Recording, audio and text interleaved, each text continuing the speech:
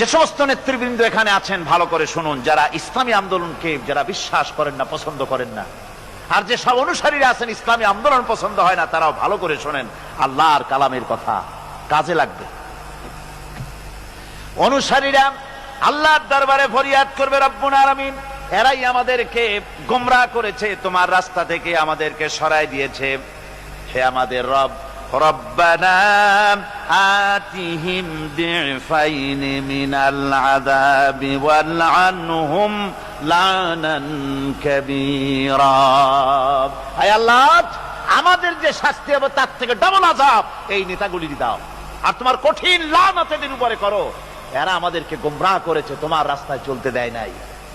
এরা মাঠে ময়দানে বক্তৃতা করেছে, আমরা মিটিং এর আয়োজন করেছি, আসরে রক্ত চলে যায়, মাগরিবে রক্ত চলে যায়, নেতা একবারের জন্য বলে নাই আজান দাও আমরা সবাই নামাজ পড়ি। বলে? জোরে বলেন, বলে? ও অনুসারী ভাইরা ভালো করে শোনো, ওই নেতা নামাজের জন্য বলে না, চরিত্র তৈরি করার জন্য বলে না, মা বাপের খেদমতের জন্য বলে না, বরং হাতে অস্ত্র তুলে দেয় শিক্ষকদের জনমের মতো শিখাইবার জন্য। সমস্ত কলেজ ইউনিভার্সিটিগুলি সব এখন মিনি ক্যান্টনমেন্ট। ইউনিভার্সিটি সহ প্রায় 180টার মতো শিক্ষাঙ্গন, শিক্ষা প্রতিষ্ঠান সন্ত্রাসের কারণে বন্ধ। একটা একটা করে একটু একটু খুলতেছে, সব সন্ত্রাসের কারণে। আর এই সন্ত্রাস কারা করছে? কারা অস্ত্র দিতেছে?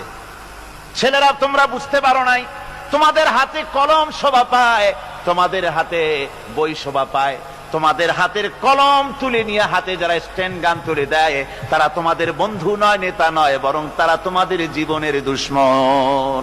এগুলি কি করে গান? জীবনের দুশ্মন। ঢাকা বিশ্ববিদ্যালয়, অনেকে গর্ব করে বলেন এটা হলো প্রাচ্যের অক্সফোর্ড। হতে পারে, ছিল একসময়। এখন সেই প্রাচ্যের অক্সফোর্ড এখন হয়েছে ছোট্ট একটি ক্যান্টনমেন্ট। ওই ইউনিভার্সিটির সামনে দিয়া লোকেরা যাতায়াত করতো, আগে আনন্দে বুক ফুলে উঠতো, আমার শ্রেষ্ঠ বিদ্যাপীঠ, এখানেই আমার লেখাপড়া হয়, কত ছেলে এখান থেকে প্রেসিডেন্ট হয়, প্রধানমন্ত্রী হয়, কত কিছু হয়। আর এখন ওই ইউনিভার্সিটির সামনে দিয়ে যাওয়ার সময় মানুষ যখন যায়, যদি রিকশায় থাকে, রিকশা ড্রাইভারকে বলে বাবা জোরে চালা, বকশিস দেব। আর যদি পায়ে হাঁটে তো দ্রুত গতিতে দৌড় মারে, আর আয়াতুল কুরসি পড়ে বোতাম খুলে জোরে জোরে বুকে ফু মারে, আর বলে যে আল্লাহ এই ছাত্রদের সঙ্গে যেন দেখা না হয়। আমার ভাইজান আল্লামা হযরত মাওলানা সৈয়দ কামালউদ্দিন জাফরি মাদ্দাজিল্লাহুল আলী আমাকে বলছিলেন যে আসলে কোরআনের আয়াত দিয়ে আমাকে বলছিলেন যে ঢাকা বিশ্ববিদ্যালয় এর চতুর্দিকে একটা বড় প্রাচীর তৈরি করা উচিত, যেমন ইয়াজুজ মাজুজের জন্য প্রাচীর তৈরি করা হয়েছিল। কোরআন শরীফে আছে। ইয়াজুজ মাজুজের জ্বালায় যখন এলাকার লোক টিকতে পারে না, তখন জনগণ বলেছিল ইয়া যাল কারনাইন, আমরা আপনাকে সাহায্য করব, খরচ দেব, সরকারি খরচ আর আমাদের খরচ নিয়ে একটা প্রাচীর করে দেন যে ইয়াজুজ মাজুজরা যেন বাইরে যেতে না পারে। আজকে অবস্থা কি হয়েছে? পুলিশ পর্যন্ত হয়রান, ওদের মার দেখা পুলিশ বাবারে মা কই দৌড় দেয় আর একদিকে।